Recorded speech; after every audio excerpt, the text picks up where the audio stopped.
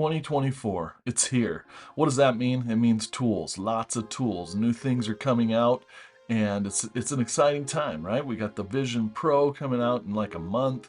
We've got AI infused Adobe apps. We've got all these crazy things that a lot of you out there are either afraid of, jaded to, or excited about. We're going to get into that and more. Just stick around.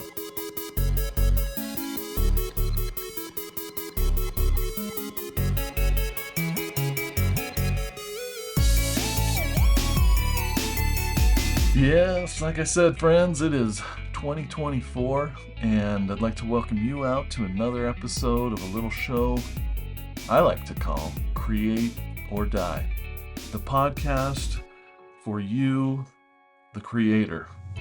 And you may be saying, okay, I decided to tune in. This is my first time. What's this all about? I'm not necessarily a creative person. Yeah, stop you right there, okay? Because we're all creative, okay? It's something that can be practiced and learned. And this show, this podcast is proof of that. You know, in a lot of episodes, I'll bring people on that I've worked with in the past or not, professional creators working in the industry, working in-house, doing consulting work, agency work, whatever. And there's some common themes. There really are.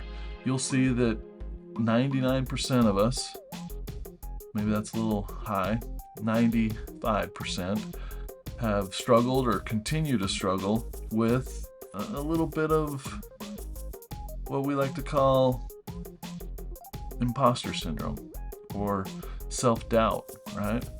That's natural. We're our biggest critics.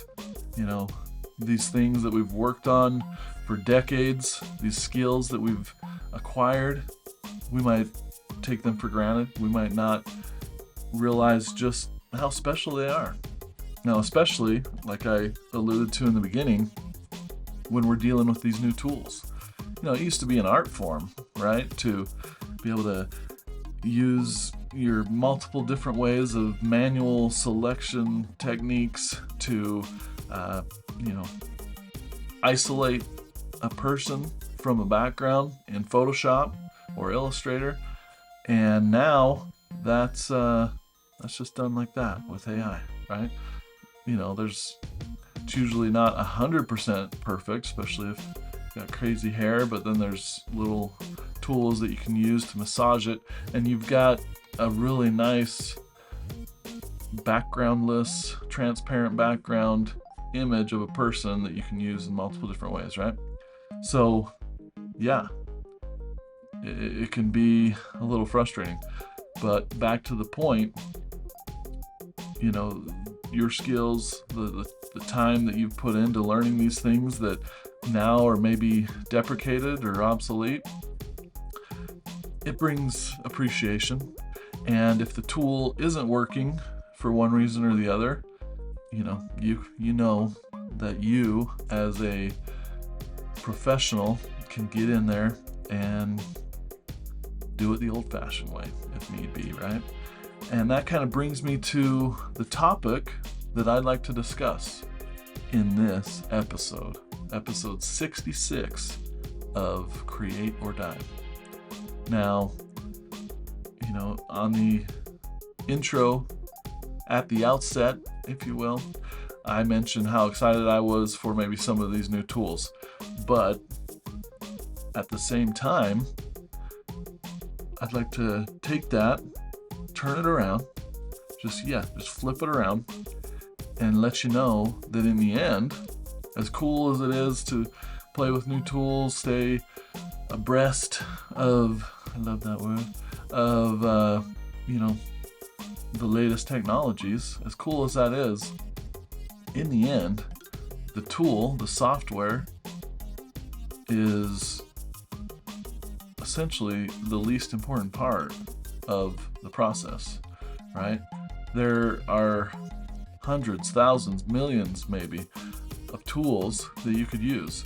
Yeah, there's the industry standard tool. Right now, if you want to get into character animation, 3D character animation, well, the industry standard tool is Maya. But that costs like, $250 a month, paid upfront yearly, equals, 3,000 something dollars or whatever. And that's pricey. Where for free, you could use Blender.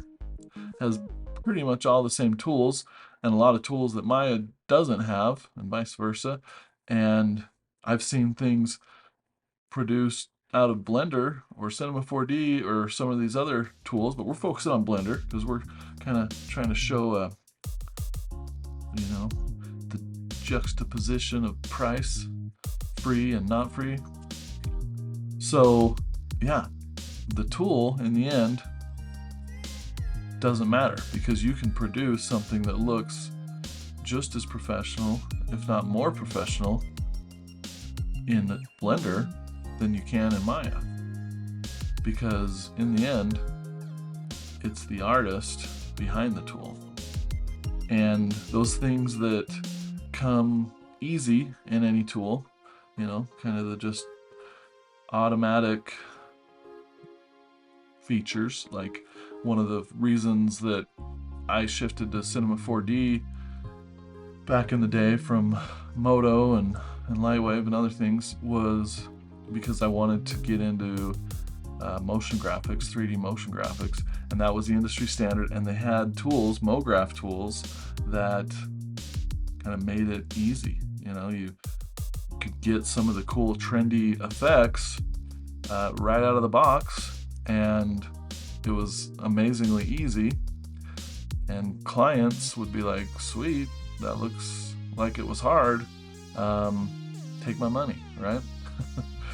But that only lasts for so long, right? Because things that are trendy and easy, anyone can do.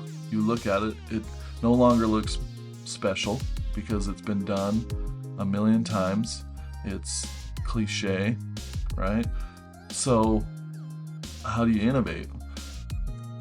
In all of these tools, Cinema 4D, Blender, Maya, there are ways to take what it gives you out of the box and elevate it.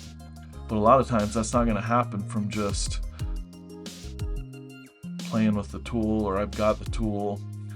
What's most important is the big idea, the planning, the work that goes behind it, getting away from the computer, sketching it out. That may be pencil and paper, or it may be stylus and digital canvas or whatever. But regardless, it's so important to just get out of that tool and think, this is the story I'm trying to tell. What would, forget about what I know how to do, what the tool is capable of doing, throw that all out the window. That's the most important piece, or one of the most valuable parts of that kind of process is getting away from the software. It's just like if you're sitting down to do a painting, like let's use watercolors for example. There's a certain kind of process you want to work light to dark, right? Get it mixed up sometimes. Yeah, light to dark with watercolors. And if you're just kind of throwing paint up on there and you've built up an area too much, it's going to be pretty hard without ruining the canvas or creating something that isn't desirable to try to fix an area that you've just messed up, essentially, because you just jumped into it too quickly, right? Whereas if you would have taken the time to lightly sketch things out and maybe do some little tiny color thumbnails to kind of generally get a feel for what colors you're going to use where on this big finished canvas. If you do it without that, then you're going to have chaos and you're going to have mistakes and it's going to not look as good. If you plan it out ahead of time, you're going to avoid that. It doesn't mean you're not going to make mistakes, but you're going to make less, okay? So planning, sketching, super important. And then other skills that maybe you might not associate with being creative. It's, honestly, and it took me a long time to figure this out, but one of the most important parts of creating something, no matter what it is, whether it's a painting, an animation, an illustration, an audience, a business, it takes patience, a lot of patience. Too often, the reason things don't get to the point of being great is because we lose our patience for the thing, right? It's good enough. Now, I'm all about done is better than perfect. That's a mantra of mine. You know that. I've talked about it before. But at the same time, just because done is better than perfect doesn't mean that we can deliver crap, right? Because there are consequences and trade-offs to all things. When it comes to commercial art, the transactions that are associated with producing someone else's vision, usually for money, that's where I think that done is better than perfect is really important, because to you as the artist, the designer, you've got this idea of what you want this to be. You want it to be portfolio ready. You want to be just so proud of this thing, and form is more important to you a lot of times, and to me, than function, Whereas 9 times out of 10, to the client, to your boss, the function, the results, is this thing going to result in what I need it to do? I've paid, $1,000 for this social ad. I need to get more than $1,000 worth of return out of it. Now, don't get confused or stuck on these numbers. Yes, the social ad can be designed for less than $1,000. I'm just throwing that out there. So, yeah, it may sound like I'm contradicting myself, or that I'm schizophrenic on the subject, but it's a balance, and sometimes you'll find yourself caring too much, or having too much patience, or pushing too long and hard on something, when the return on that extra time and love and patience just isn't there, right? But if you look at it on a macro scale, right? Like, okay, I've done this type of a thing before, and I learned from it. We had to deliver it. I wasn't as happy as I should have been. I'm going to make some adjustments to ensure that I communicate to the client how this could be, that much better, given the right amount of time or money, or investment is a term we like to use, so it doesn't sound like they're, you know what I'm saying, friends. So it's more of a macro thing is what I'm talking about. Now, if you're working on something for yourself, or you're trying to push your skills to a whole new level, and you can have the luxury of not needing to finish it by a certain time, well, come back to it. I saw recently someone I follow, an artist. He's a art director at Apple currently, and he's a 3D guy.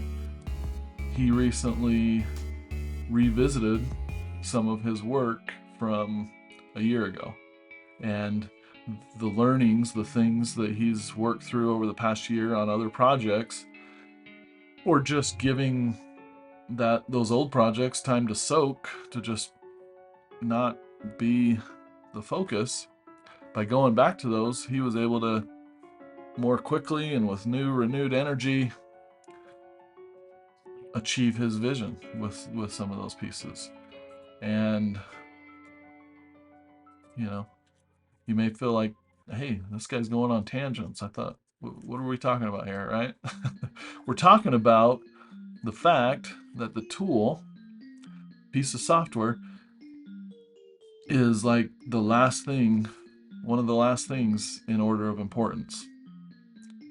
Okay, so again, and with as excited as I am for the latest version of, Blender or ZBrush or Photoshop or some new animation tool on the app that's incrementally, or on the iPad that's incrementally better than this other one I'm using, does that mean I'm going to produce better work? No, it doesn't. Because I can tell you, I fall into this trap again and again where I'm like, you know what?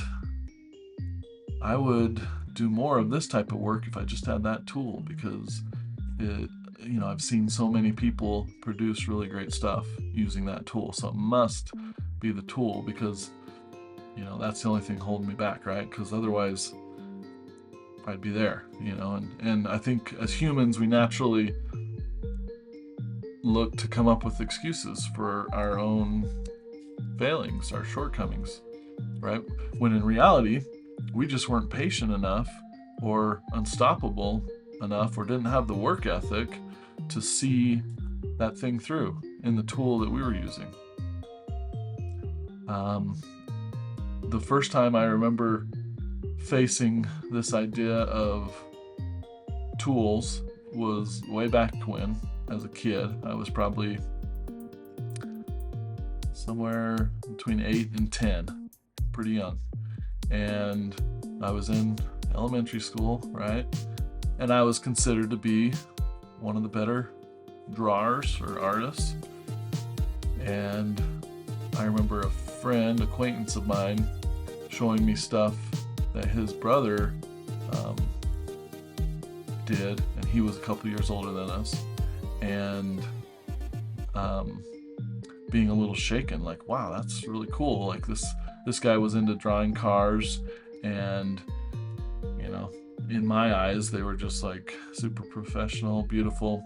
There were reflections in the paint, and things looked soft and faded correctly. And I remember talking to my mom or dad or both about that, and them telling me something like, a couple of different things to ease my poor, worried heart. That A, this person's older than you, so they've had more time to practice, and B, it looks like this person's using expensive markers, or they have the right paper, or they're using airbrushes. And I was like, oh, what? Like a hover brush? And then I remember talking to my friend again, and it was kind of like, so, I am better than your brother, even though he's older than us. I don't remember the exact conversation, but he's just got, access to better tools because he's, been exposed to it, or just had the money to buy an airbrush or expensive markers or whatever. And so that is why I can't draw a car as good as your brother. So there we go, right? Well,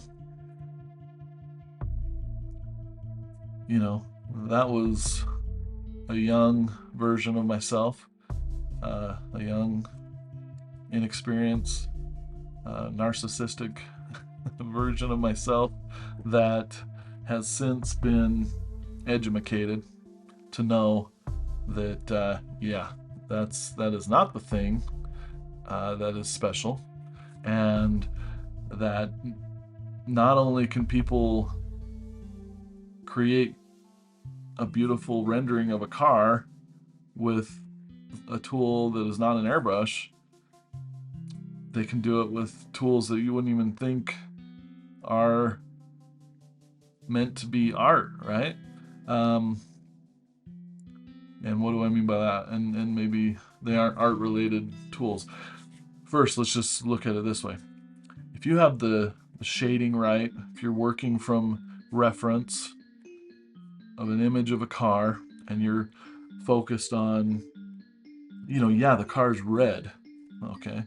But if you just take your red pencil and you color that bad boy in 100% red, it's gonna look flat and unrealistic, right? But if you step outside of yourself a little bit and turn off kind of that stupid, symbolic kind of pre-programmed idea of what a car looks like and what the color red is, then you can see things that maybe you wouldn't normally see. And this is easier from a photograph than it is in real life. But you're looking at this car that is a red car, yes, but there are reflections, there are shadows, there are highlights, and what is it reflecting? It's reflecting its environment. So if it's in a studio setting and it's all white and black in there, then you're going to get a red car with different shades of that red, right? Because you're going to essentially mixing some white in some areas and mixing some black in some areas. And if there's a hard edge, transition from black to white in your background, you're going to see a sharp hard edge line in the reflection on the car. And so with a pencil, with colored pencils, with charcoal, charcoal even, it's going to be a black and white version. If you're getting those values correct, you, with enough patience and persistence, can create, say where you're using a graphite pencil or charcoal that's just black and white grayscale, you could create something that looks completely photographic. Sure, it's going to be a black and white photo without the use of an airbrush, right? Now, an airbrush is great because it blends things together and gets those nice transitions, and you can get maybe more quickly than other tools by using masks, little tools to protect a certain area, get a sharp line there and then a soft line on the other side. I know this is not a tutorial on using an airbrush, and I'm not an expert airbrush user, but at the same time, that's not what's most important. If I have enough patience and determination and grit and just being unstoppable, I can create something using an airbrush, something that I've only used a handful of times in my life, and produce something that looks as good as the next guy, as good as anyone else, essentially. Now, a professional, someone who's super good, they're going to be able to, and that's all they work in, they're going to be able to do it 10 times, 100 times faster and get to that same level or better result. And that's really what it comes down to. So it's not the tool, With crayons, you could get something that looks like a photographic car. Now, maybe because a crayon is waxy and there's buildup on the paper, if you're just coloring it in, it's not filling in the small little crevices of the tooth of the paper, right? And so with just using crayons initially, you can get it in a pretty good place, but you can take it further by using like some tissue and kind of rubbing that waxy crayon, blending colors together and essentially the friction melting it into the crevices or the tooth of the paper, giving you some pretty amazing results.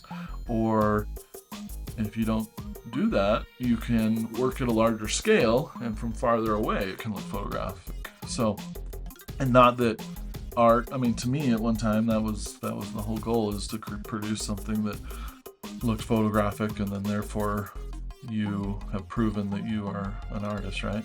No, that's a draftsman. That's someone, or a draftsperson. That's someone who is a technician, who is skilled enough at a thing to produce it what they see exactly, right? Art is a lot of times different. You're not just producing something that's been seen, but you're also projecting your own vision onto that thing. You know, maybe it's a red car, we'll go back to that example, with some different values in it, and they're super subtle, and then there might be some reflections of the sky, of the ground, but you really make those pop. Or you use colors that aren't what you're seeing. You're adding in other colors that aren't actually there, or you're exaggerating the proportions of the thing to now we're getting deep and philosophical here, and I apologize, but essentially you're helping others see the world or that thing in the way that you see it. You're leaving them with some kind of an impression, some kind of feeling, like either, you know, it could be a myriad of things, a million things. You know, it's in this certain color palette, or it's this certain subject matter that, you know, pulls at my nostalgic heartstrings. You know, a simpler time before all these electronics or whatever. Or it's a vision. Like, you look at my boy Norman Rockwell, right? Now, you look at his work and you can see that it's masterfully done, right? He worked in oils and acrylics and traditional mediums because digital wasn't a thing back then. But the point I'm trying to make is it was idyllic, right? He was, you know, painting these things in the 1930s, 40s, 50s, but he was drawing back on his experience from the turn of the century. The cute little idyllic towns on the East Coast where everything was perfect, and he may use kind of more contemporary scenarios and clothing and imagery, but he was applying his experience from that perfect, more simple, more what's the term I'm looking for? Innocent time, right? And doesn't just stop there. You know, he would work from photo reference a lot, which was rarely done at the time because there wasn't no just take a picture with your phone and print it or have it on your digital screen and work from it, which we take for granted these days. No, he had to have someone, you know, probably pay some good money to have a professional photographer come in, and even if he did it himself, he had to have the skills to develop photography himself. He had to have a darkroom, he had to know the process, and it was a whole thing, right? He was a painter, but that would have been one of those necessary evils, if you will, that he would have had to incorporate to make his process quicker and more exact, and because he was a commercial artist after all. I mean, most of his work is was working for the Saturday Evening Post, and doing cover art for that, and there was going to be a super quick turnaround. You can't just be kind of relying on your own knowledge of things to produce these scenes and characters quickly. It was quicker to find people, get models, create a scenario, take a photo. You could then communicate that to the client and get their approval before you do the finished painting or whatever. So I know lots of tangents here. I've been kind of talking on the surface about the tool, but it's been taking us in different directions. That's how my mind works. So you may be the type that's listening to this and you're like, wow, this guy, he lost me. I'm tuning out. I'm leaving. That's fine. That's fine. You do that. You do you. This is me. I'm passionate about this stuff. My mouth can't keep up with my mind, and sometimes my mind can't keep up with my mouth.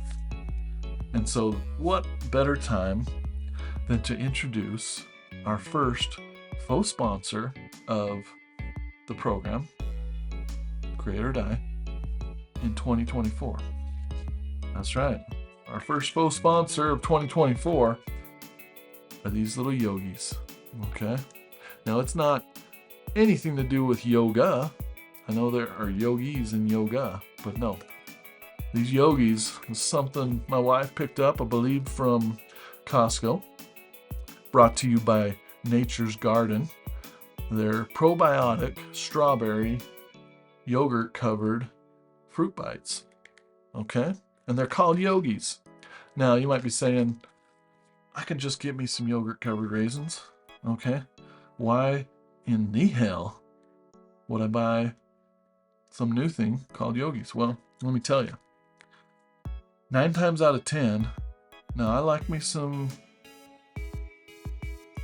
yogurt covered raisins, but and 9 times out of 10, this happens to me, you bite into one of those things, you get a little crunch. Raisins aren't supposed to have a crunch. You know what that is? That's the lazy machinery process. They're just running it through these machines, and there's little stems still stuck to these raisins. Okay, and maybe these are the cheaper brands, but ain't nothing pisses me off more than having some crunch in my raisin. Well, with yogis, you're not going to have that problem, because essentially what they've done is they've taken strawberry and apple and they've created a puree, so mixing it up, and then they create these little cubes, little strawberry cubes, similar to like a fruit roll-up, but in cube form. Then they dip those boys in yogurt and package them in a sturdy yet relatively easy package to open. Okay, then you just pour those boys out. Whoa. They're consistent size. They're circular because of the yogurt coating process, but you can still see the corners of the cubes poking out. And you go ahead and pop one of those. But usually, I take 3, 4. I'll pop those in all at the same time. That way, I get a more full flavored experience in my face hole. Okay? So, don't walk to your local Costco. Get yourself some yogis. All right. Thank you for indulging me in what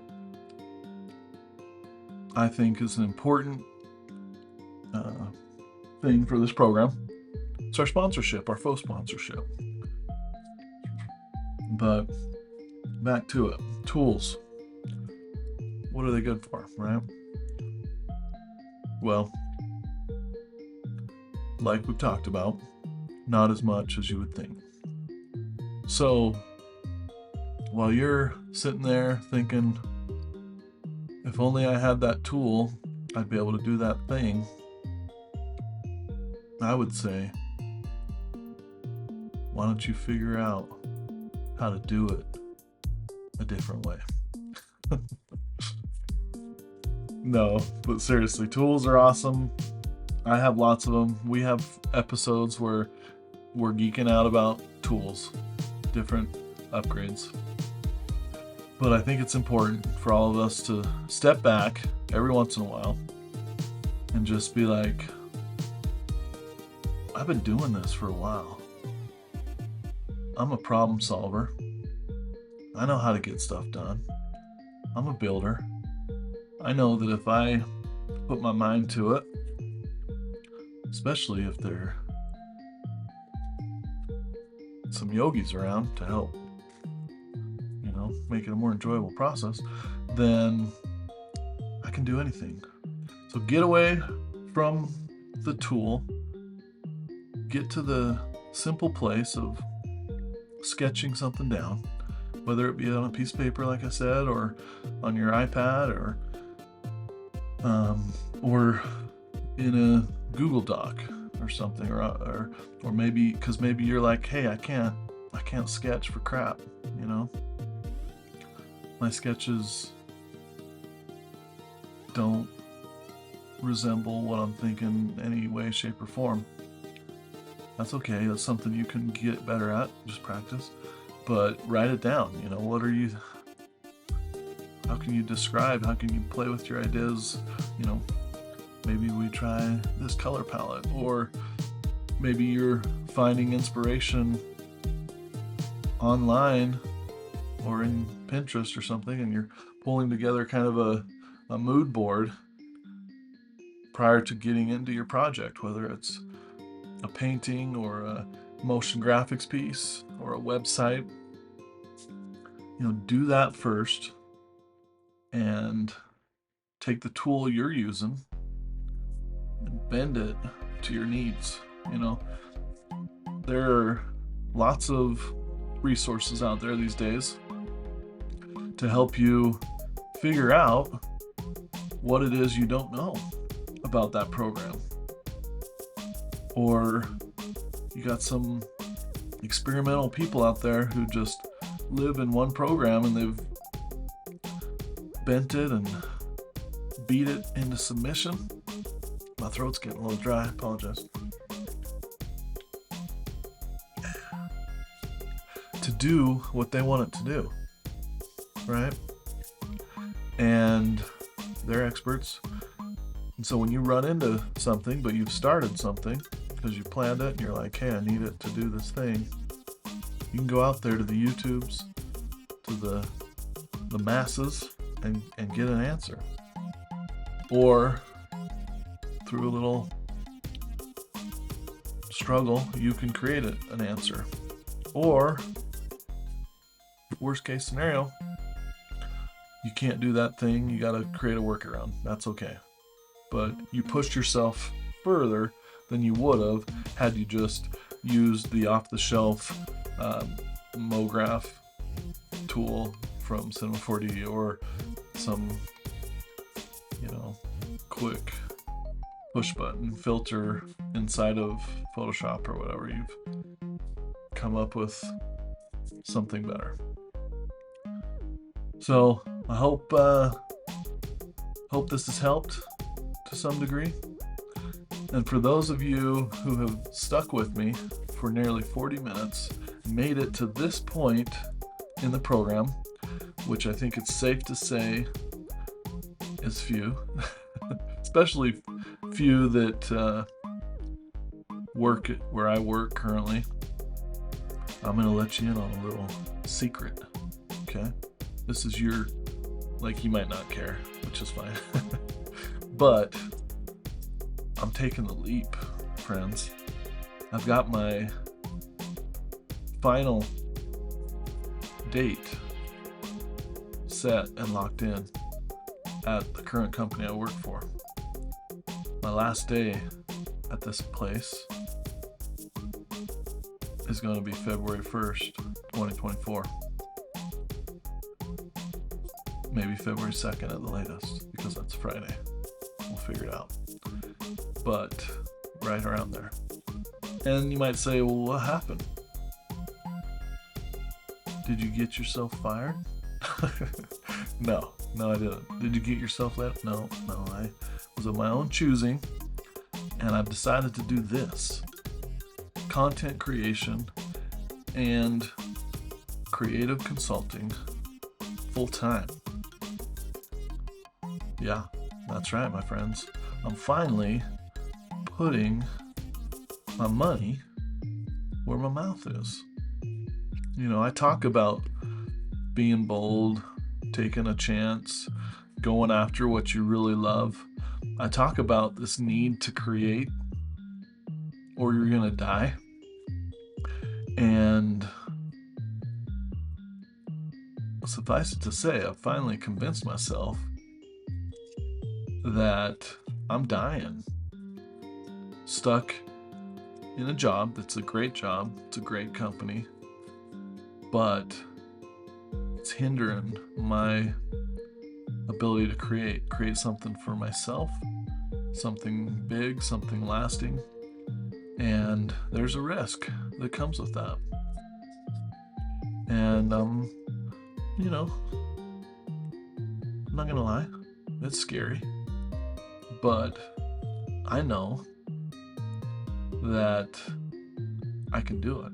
I know the steps that need to be taken to ensure that I get myself out there, I get my work out there, I do enough hustle to make current clients happy and attract new clients, and just keeping that cycle going. And I know enough about myself now to know, what's too much, what's my workload capacity, excuse me. And, I'm confident enough to be able to say no now, rather than every little thing that's going to come my way and just be like, yep, I can do that. Yep, let's do it. Yep, find a way. No, I'm going to be like, is this a good fit? Is this a long-term benefit situation for me, both monetarily and creatively, so that I don't, become a complete slave to the rat race. And I got bills to be paid, right?